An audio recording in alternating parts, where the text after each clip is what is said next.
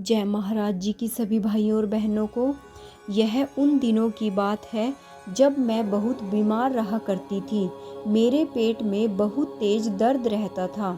Doctor ने मुझे बताया कि मेरी आंतों में बड़े बड़े जख्म हो गए हैं, इसलिए जो कुछ भी खाती थी वह उन पर जा लगता था।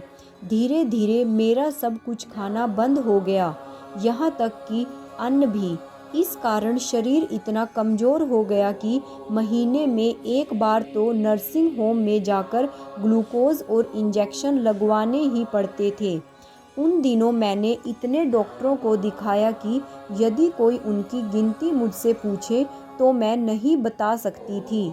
दिल्ली की तो बात ही अलग है, मैंने दूर दूर के शहरों तक दिखाया पर कोई फ़र्क नहीं पड़ा।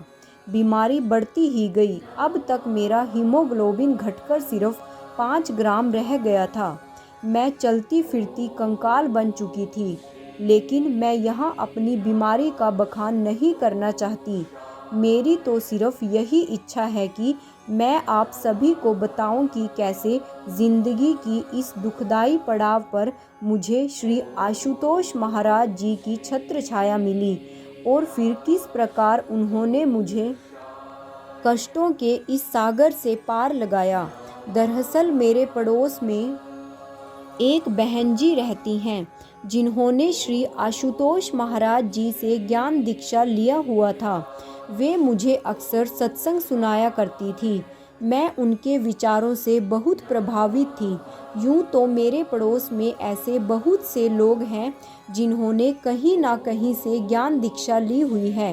वे भी मुझे अपने गुरुओं की महिमा सुनाया करते थे, लेकिन आज तक किसी ने मुझे यह नहीं कहा था कि गुरु ईश्वर का प्रत्यक्ष दर्शन करवाते हैं, वह भी दीक्षा देते समय। केवल यही बहन जी ऐसी बातें करती थी। पर अब भी गुरु धारण करने के लिए मेरे पांव उठ नहीं रहे थे। उन दिनों बहन जी ने अपने घर में लगातार 2 दिन का सत्संग करवाया। सत्संग सुनने के बाद मन को बहुत शांति मिली। मैंने सत्संग करने आई प्रचारक बहनों को ही ज्ञान के लिए अपना नाम लिखवा दिया। फिर अगले रविवार को पीतमपुरा भवन में भी सत्संग सुनने गई। अब तो जिज्ञासा इतनी बढ़ गई कि हर पल मुझे उन क्षणों का इंतजार रहता जब मुझे गुरु महाराज जी ज्ञान दीक्षा देंगे। अंदर एक ही प्यास रहती कि ईश्वर का दर्शन करना है। फिर 1 महीने बाद मेरा ज्ञान के लिए नाम आया। मुझे याद है वह दिन। स्वामी जी ने मेरी बीमार हालत देखकर मुझसे पूछा था कि आप ज्ञान दीक्षा क्यों लेना चाहती हैं।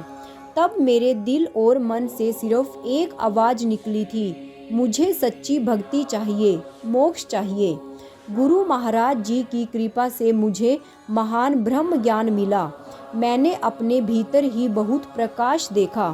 अंतर जगत में और भी कई दिव्य नज़ारे मैंने देखे। मुझे लगा मानो मेरे जीवन में नया सूरज उग आया हो।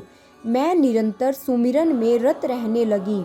अब बीमारी तो बहुत ज़्यादा थी, लेकिन अब मेरा मन बिल्कुल भी बेचैन नहीं रहता था। मेरा मन बिल्कुल हल्का था, किसी से कोई शिकायत नहीं रह गई थी।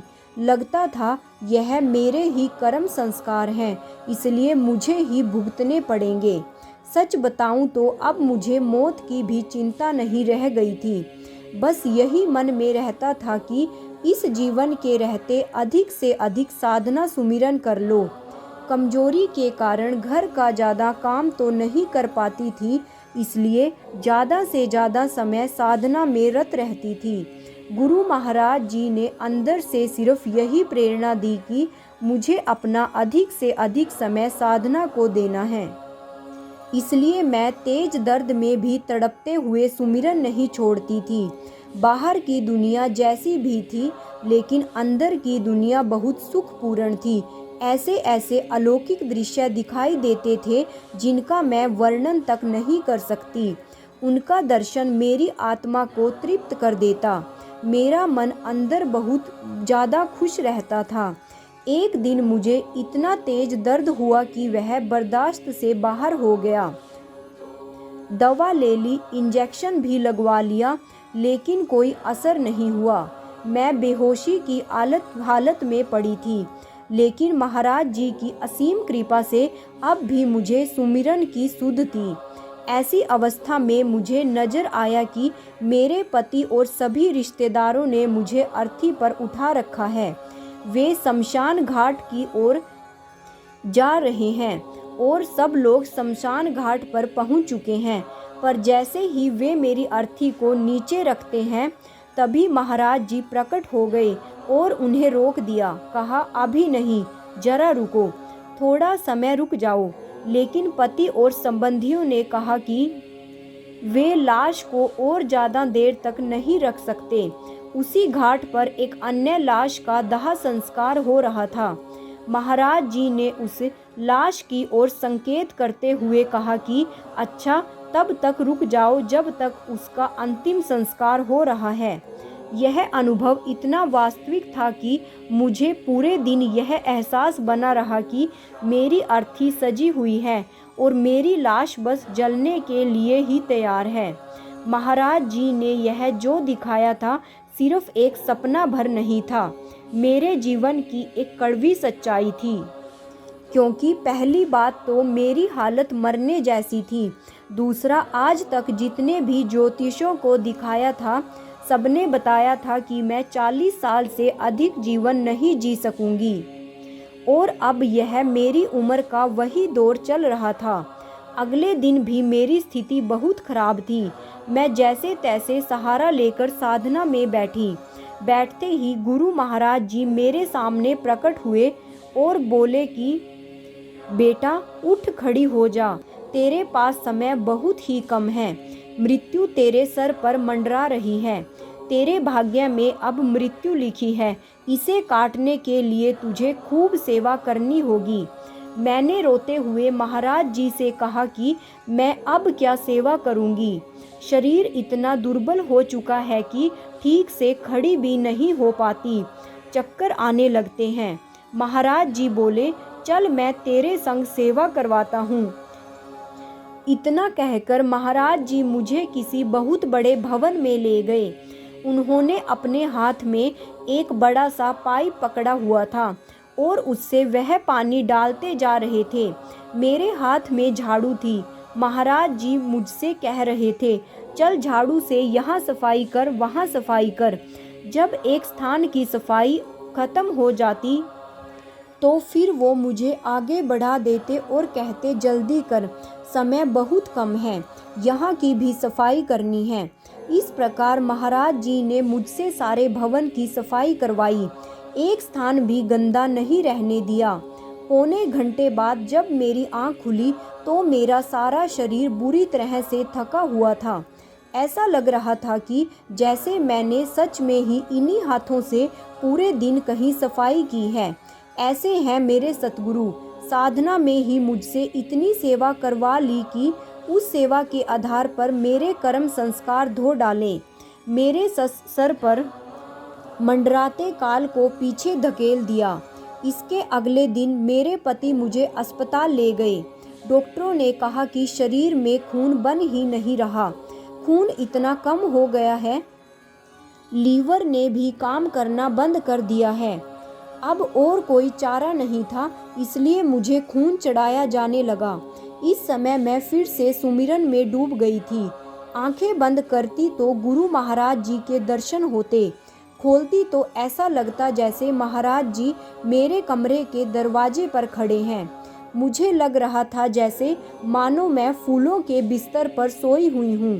इसी अवस्था में मुझे 4 बोतल खून चढ़ाया गया। इसके बाद मैं ठीक ठाक वापस घर आ गई, पर रोग शरीर में अब भी था। इसलिए मैं एक अन्य जाने माने डॉक्टर के पास गई। उसने मेरी सारी टेस्ट रिपोर्ट देखी और कहा कि यह तो बहुत खराब है, लेकिन बीमारी समझ में नहीं आ रही थी। उसने मुझे कोई दवाई नहीं लिख कर दी। फिर किसी और डॉक्टर के पास गई तो उसने बोन मैरो टेस्ट करवाने की सलाह दी। इन्हीं दिनों हमारे ही सेक्टर में महाराज जी की कृपा से 3 दिवसीय सत्संग कार्यक्रम शुरू हो गया। मैं भी सत्संग कार्यक्रम में जाने लगी। सत्संग सुनते हुए 2 दिन बीत चुके थे। अब तीसरा दिन था। अचानक सत्संग सुनते सुनते मेरी आंखें बंद हो गई। मैंने देखा कि महाराज जी छोटे से बटुक रूप में आए हैं। सफ़ेद वस्त्र हैं, लंबे लंबे बाल हैं। वे आकर आसन पर बैठ गए।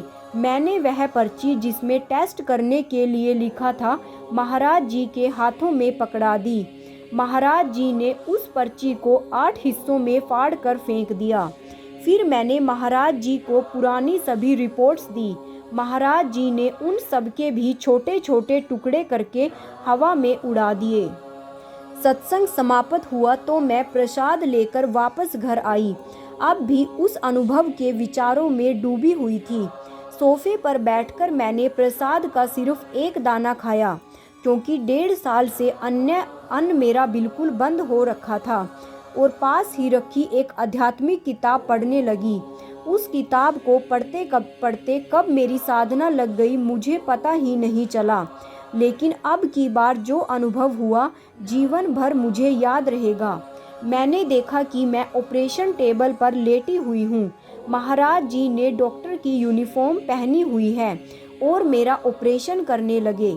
अनुभव ऐसा था कि मैं अपने आप को बिस्तर पर पड़ा हुआ ही महसूस कर रही थी, और साथ ही महाराज जी के पीछे खड़े होकर सब कुछ देख भी रही थी।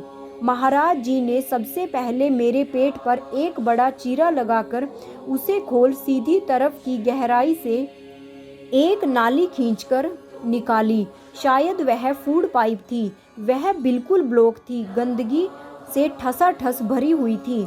उन्होंने उसे पूरी तरह साफ किया। फिर पेट के अन्य भाग से भी काफ़ी गंदगी निकाली। आंतों में भी कुछ ऐसा जमा हुआ था। महाराज जी ने उन्हें भी अच्छी तरह से साफ किया।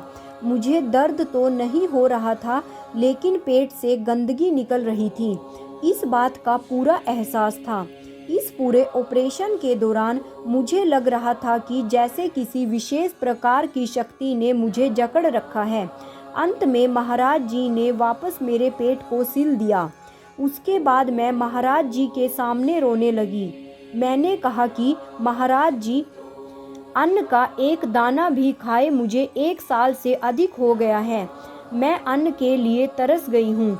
महाराज जी ने मुझे, तू रोती क्यों है? अब तो तुझे कोई बीमारी नहीं है, तू सब कुछ खा सकती है। महाराज जी ने एक और बात कही कि भोजन का पहला कोर पीतमपुरा आश्रम के लंगर में ही खाना। इतना कहकर महाराज जी अंतर्ध्यान हो गए। मेरी आंखें खुल गई।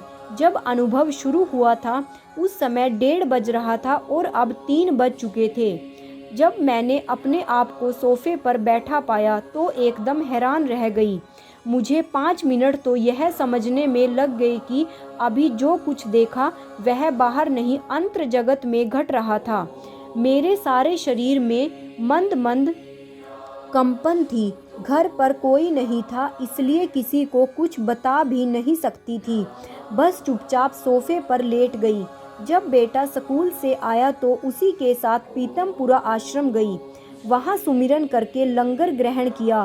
पूरी 1 रोटी खाई। फिर धीरे धीरे तीनों वक्त पूरा भोजन लेने लगी। बहुत जल्दी मेरी कमजोरी दूर हो गई। अब मैं बिल्कुल स्वस्थ हूँ। अब भी जब मैं गुरु महाराज जी की असीम कृपा के बारे में सोचती हूँ तो मेरा मस्तक झुक जाता है। अपनी हर सांस उनकी दी हुई लगती है और रोटी का हर टुकड़ा उनका दिया हुआ प्रसाद लगता है। बोलिए श्री सतगुरुदेव भगवान की जय। भाइयों और बहनों, ऐसे ही दिव्य अति दिव्य अनुभवों का रोज़ आनंद लेने के लिए मेरे चैनल DJJS परिवार को सब्सक्राइब और वीडियो को लाइक और शेयर करना मत भूलिएगा। साथ में ही नोटिफिकेशन बेल को भी ऑन कर लीजिएगा ताकि आगे आने वाली सभी वीडियोस की जानकारी आप तक समय रहते पहुंच सके। और कमेंट बॉक्स में ओम श्री आशुतोषाय नमः लिखना मत भूलिएगा। जय महाराज जी की जय, आशु पिता भगवान की। ओम श्री आशुतोषाय नमः।